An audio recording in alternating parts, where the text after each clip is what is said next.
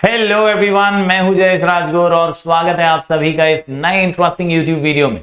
दोस्तों, हम पढ़ रहे हैं क्लास 12 का इकोनॉमिक्स न्यू सिलेबस और ये है चैप्टर नंबर 4 सप्लाई एनालिसिस का पहला वीडियो। दोस्तों, उम्मीद करता हूं आप ऑलरेडी अपनी पढ़ाई जारी रख रहे होंगे इसी चैनल से। अगर नए हैं तो जरूर सब्सक्राइब कीजिए, बेल आइकन दबाइए, क्योंकि यहां आपको लगातार ऐसे ही इंफॉर्मेटिव वीडियोस मिलते रहेंगे। साथ ही साथ मैं रिक्वेस्ट करूंगा कि आप जरूर प्लेलिस्ट सेक्शन में जाइए। प्लेलिस्ट सेक्शन में आपको चैप्टर वाइज वीडियोस मिल जाएंगे। ओसीएम, एसपी, इकोनॉमिक्स, आईटी जैसे सब्जेक्ट्स के अभी धीरे धीरे हम और भी सब्जेक्ट्स ऐड ऑन करते जा रहे हैं। जरूर अपना प्यार बरकरार रखिए। टेलीग्राम चैनल हमारा जरूर ज्वाइन कीजिएगा, लिंक डिस्क्रिप्शन में है। नाम है स्काई एजुकेशन ऑफिशियल। यहां पर ढेर सारी नोट्स और पीडीएफ रिसोर्सेस आपका इंतजार कर रहे हैं। चलिए आज के इस वीडियो को शुरू करते हैं।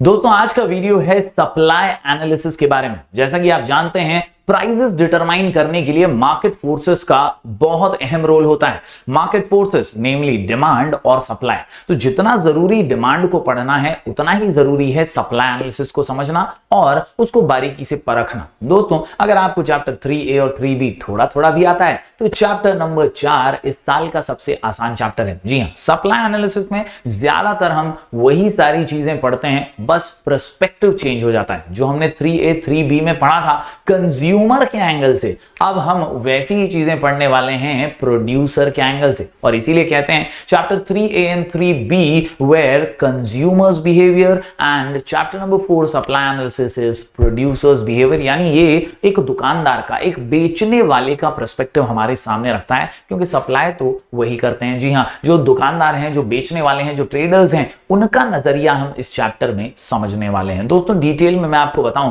तो यहां पर जो मंत्राज हैं वो बहुत सिंपल है। वहां हमने लॉ ऑफ डिमांड पढ़ा था, यहां हम लॉ ऑफ सप्लाई पढ़ेंगे।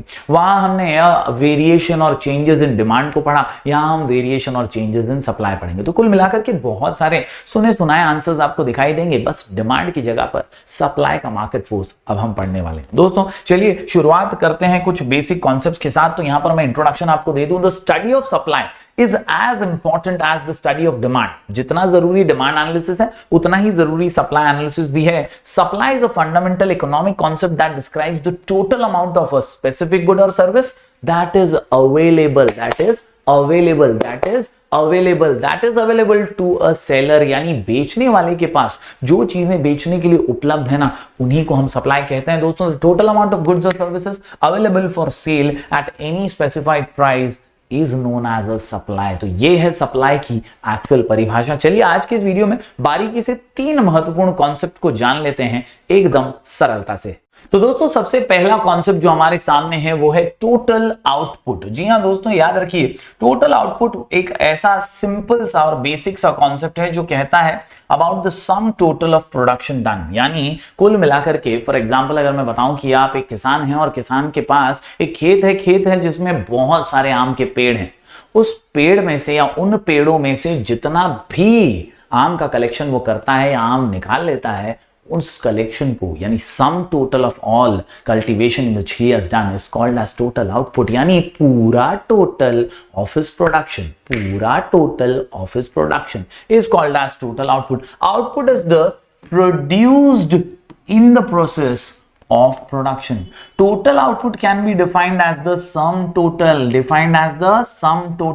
of the quantity of commodity produced at a given period of time। यानी एक समय पर आपने कितना प्रोडक्शन किया, उसका टोटल जो है उसी को हम कहते हैं दोस्तों, बड़ी ही सिंपल भाषा में, टोटल आउटपुट। एकदम आसान। यस, याद रखिए, प्रोडक्शन जो है इट लीड्स टू कंजम्पशन।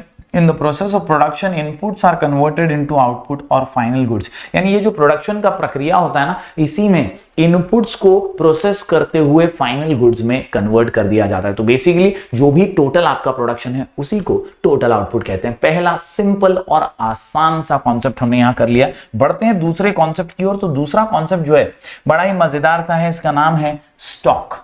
जी हां दोस्तों, स्टॉक बड़ी सिंपल सी बात है।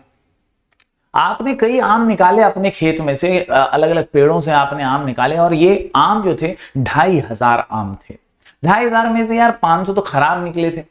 जो 2000 आपके पास हैं अवेलेबल, वो है आपका स्टॉक। अब उनमें से आप पेटियों में भर भर के अपने ट्रेडर्स को, अपने सेलर्स को जो है वो देने वाले हैं, वो होगा आपका supply.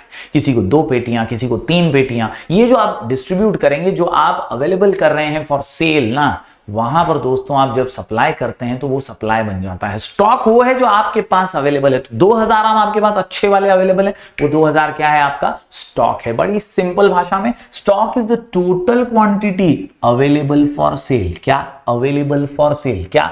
Available for sale at a particular time. It is the source of supply. कई अहम बातें यहां पर मार्क कर लीजिएगा। Stock is the source of supply. हम सप्लाई तभी कर सकते हैं जब हमारे पास स्टॉक है। हम सप्लाई तभी कर सकते हैं जब हमारे पास स्टॉक है। मेरे पास वो 2000 आम है, इसलिए मैं पेटियों में भर के बांट सकता हूं, वरना मैं बांटूंगा कैसे? सप्लाई नहीं कर पाऊंगा। Yes, it is a potential supply. आज नहीं तो कल मेरे पास वो जो स्टॉक पड़ा है वो कल सप्लाई तो जरूर होगा। फॉर एग्जाम्पल, मेरे पास 2000 आम थे, मैंने 500 की 2 पेटियां बनाई और 1000 आम जो है वो सप्लाई कर दिए। जो मेरे पास पड़ा हुआ है वो क्या है? 1000 आम मेरे स्टॉक हैं। 1000 आम क्या है? मेरे स्टॉक। वो हमेशा मेरे पास ही रहेंगे क्या? नहीं। It is potential supply. आज नहीं तो कल उसमें ये काबिलियत है कि वो भी सप्लाई होगा। And that is what is called as potential supply. By increasing production, दोस्तों प्रोडक्शन बढ़ा के स्टॉक को आप इंक्रीज कर सकते हैं। Without stock supply is not possible. ये भी एक जबरदस्त बात है कि स्टॉक के बिना सप्लाई पॉसिबल ही नहीं है। मेरे पास आम नहीं होते तो मैं सप्लाई नहीं कर सकता। Normally stock exceeds supply. ये भैया स्टार मार्क कर लीजिएगा, ये पॉइंट जो है बड़ा जबरदस्त है। नॉर्मली स्टॉक जो होता है वो सप्लाई से ज्यादा होता है। अक्सर यही होता है। मेरे पास 2000 थे, उसमें से 1000 मैंने सप्लाई कर दिया, 1000 मैंने रखा, तो सप्लाई जो किया वो कम था ना।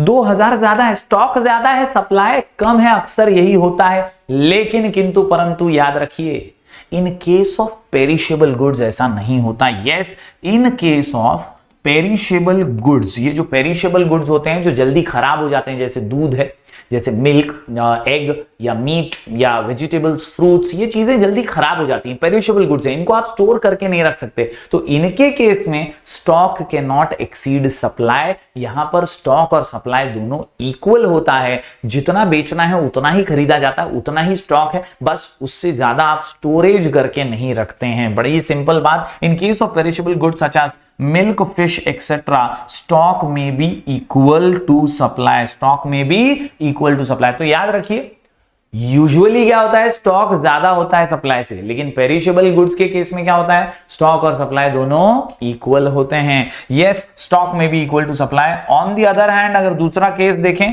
तो जो ड्यूरेबल गुड्स होते हैं ना भाई, जैसे फर्नीचर, गारमेंट्स, ये खराब नहीं होते, तो इनका स्टॉक जो है वो सप्लाई से एक्सीड कर सकता है, ज्यादा हो सकता है। तो यहां पर कुल मिलाकर के स्टॉक के बारे में कई चीजें हमने जान ली हैं। सबसे पहला, it is the source of supply. इसके अलावा हमने जान लिया कि वो पोटेंशियल सप्लाई है। इसके अलावा हमने जाना कि यार स्टॉक जो है वो सप्लाई से एक्सीड कर सकता है। साथ ही साथ पेरिशेबल गुड्स के बारे में हमने ये भी जान लिया कि पेरिशेबल गुड्स के केस में stock is equal to supply. तो ये कुछ बातें जरूर ध्यान रखिए, क्योंकि डिस्टिंग्विश बिटवीन आ सकता है आपको स्टॉक और सप्लाई का, और इसमें इन्हीं पॉइंट्स का आप समावेश करके आंसर अच्छे से लिख पाएंगे। चलिए बढ़ते हैं तीसरे और महत्वपूर्ण कॉन्सेप्ट पर, वो है सप्लाई। जी हां, सप्लाई क्या है? तो supply is a relative term. It is always expressed in relation to price, time and quantity. म्हणजे सप्लाय हे या गोष्टींवरती अवलंबून आहे. सिर्फ प्राइस, टाइम और क्वांटिटी, ये तीन चीजें जो है ना उसके साथ सप्लाई रिलेट करता है. हमने पिछले चैप्टर के अंदर एक सिंपल सा मंत्र देखा था. हमने क्या देखा था मंत्र? प्राइस ऊपर डिमांड नीचे. याद आ रहा है? प्राइस नीचे डिमांड ऊपर. ये मंत्र हमने देखा था और इस मंत्र के जरिए हमने क्या पढ़ा था? हमने ये पढ़ा था कि there is inverse relationship between price and demand. लेकिन अब मंत्र चेंज हो गया. अब सप्लाई ये प्रोड्यूसर का बिहेवियर है और इसलिए पूरे इस चैप्टर में आपको क्या याद रखना है? इस पूरे चैप्टर में दोस्तों आपको याद रखना है, कोई दूसरा कलर ले लेता हूं यहां पर. आपको याद रखना है यहां पर कि प्राइस ऊपर तो सप्लाई भी ऊपर और प्राइस नीचे तो सप्लाई भी नीचे. यानी यहां पर जो रिलेशन है ना, यहां पर जो रिलेशन है ये डायरेक्ट रिलेशन है between price and quantity supplied, क्योंकि एक बेचने वाला जो होता है ना वो सोचता है कि मुझे ज्यादा मुनाफा कब होगा, जब मुझे ज्यादा मुनाफा होगा तो मैं ज्यादा सप्लाई करूंगा। सस्ते में बेच के डिस्काउंट देकर कोई भी दुकानदार खुश नहीं होता। कभी भी ऑफर लगाते हैं या बड़े बड़े बैनर मारते हैं कि सेल चल रहा है, तो ऐसे में भी दुकानदार तो यही चाहता है कि ज्यादा पैसा मिले। And that is why when price is more supply is more, when price is less supply is less. ये इस पूरे चैप्टर का सार आपको याद रखना है। पिछले चैप्टर में प्राइस नीचे डिमांड ऊपर था, यहां पर प्राइस ऊपर है तो सप्लाई भी ऊपर है, और प्राइस नीचे तो सप्लाई भी नीचे है। उम्मीद करता हूं ये दोनों कॉन्सेप्ट जो हैं आप समझ गए होंगे और जरूर इसको याद रखेंगे। दोस्तों सप्लाई के बारे में कुछ इंपॉर्टेंट और महत्वपूर्ण बातें। The word supply implies to the various quantities of commodity offered for sale. ये मार्क कर लीजिए दोस्तों, ऑफर्ड फॉर सेल। क्या याद रखना है आपको? Stock is available for cell, supply is offered for cell. Stock is available for cell, supply is offered for cell. म्हणजे दुकानात ठेवलंय तो आपला सप्लाय आहे विकण्यासाठी, आणि जो आपण गोडाऊन मध्ये ठेवलंय ते काय आपलं स्टॉक आहे। इजी है, एकदम सिंपल बात है। Offered for sale by producer during a given period of time at a given price. It is related to time and price. Supply is a flow concept. Agree, disagree, give reason आ सकता है दोस्तों। ये line के ऊपर flow concept है, ये रुकता नहीं है, होता रहता है, कभी कम कभी ज्यादा हो सकता है, लेकिन एक फ्लो कॉन्सेप्ट है। It is always in flow. It refers to the amount of commodity that firms produce and offer for sale in the market over a period of time, say a day, a week, a month और a year. यानी कुछ भी कर लीजिए, एक बात दिमाग में फिट कर लीजिए, जो कमोडिटी क्वांटिटी की ऑफर्ड फॉर सेल है, जो ऑफर्ड फॉर सेल है उसे सप्लाई कहते हैं, जो अवेलेबल फॉर सेल है उसे स्टॉक कहते हैं। उम्मीद करता हूं दोस्तों पूरा का पूरा कच्चा चिट्ठा कॉन्सेप्ट आज का आपको समझ में आ गया होगा। आज हमने बहुत सारी अलग अलग छोटी छोटी कॉन्सेप्ट सीखी हैं। जैसे यहां पर आप डेफिनेशन सप्लाई का देख सकते हैं, पॉल सैमुअल्सन का डेफिनेशन है। क्या डेफिनेशन है? बोलता है supply refers to the relation between market prices and the amount of goods that producers are willing to supply. यानी क्या भाव पे प्रोड्यूसर अपना प्रोडक्ट बेचता है ना, उसी को उसका सप्लाई कहते हैं। Supply refers to the quantity of commodity that a seller is willing and able to offer for sale at a given price. एक पर्टिकुलर भाव पे, एक पर्टिकुलर दाम पे जो भी कमोडिटी वो ऑफर कर रहे हैं सेल के लिए ना, उसे हम कहते हैं दोस्तों सप्लाई। याद रखिए, एग्जांपल बढ़िया यहां पर दिया हुआ है। Farmers total output of rice इस 4000 किलो। एक फार्मर ने 4000 किलो राइस की खेती कर ली है, तो ये उसका टोटल आउटपुट है। This is the total stock. If the price is ₹40 पर KG, he offers 1000 KG for sale. यानी 40 रुपए मिल रहे थे, उसने 1000 किलो उसमें से बेच दिया, तो 1000 किलो उसका सप्लाई है, बाकी का 3 क्या है? उसका स्टॉक है। This is the actual supply. ये 1000 जो केजी है वो उसका एक्चुअल सप्लाई है। उम्मीद करता हूं दोस्तों आपको ये एग्जांपल के साथ तीनों ही कॉन्सेप्ट समझ में आ गए होंगे। क्या होता है टोटल आउटपुट, क्या होता है स्टॉक, और क्या होता है सप्लाई। आज के इस वीडियो में उम्मीद करता हूं आपने सभी ये कॉन्सेप्ट्स को क्लियर कर लिया होगा। मंत्र काफी सिंपल है दोस्तों, एक ही मंत्र जो आपको पूरा चैप्टर समझा देता है। प्राइस ऊपर तो सप्लाई ऊपर, प्राइस नीचे, जी हां प्राइस जो है नीचे तो सप्लाई भी नीचे। इसी मंत्र को लेकर के आप पूरा चैप्टर आराम से कर लेंगे, हंसते खेलते कर लेंगे। चैनल पर नए हैं तो सब्सक्राइब कीजिएगा, वीडियो को लाइक कीजिएगा और शेयर कीजिए ज्यादा से ज्यादा स्टूडेंट्स के साथ। हम मिलेंगे फिर एक बार कुछ और नए वीडियोस के साथ, तब तक के लिए do like, share and subscribe. Thank you very much.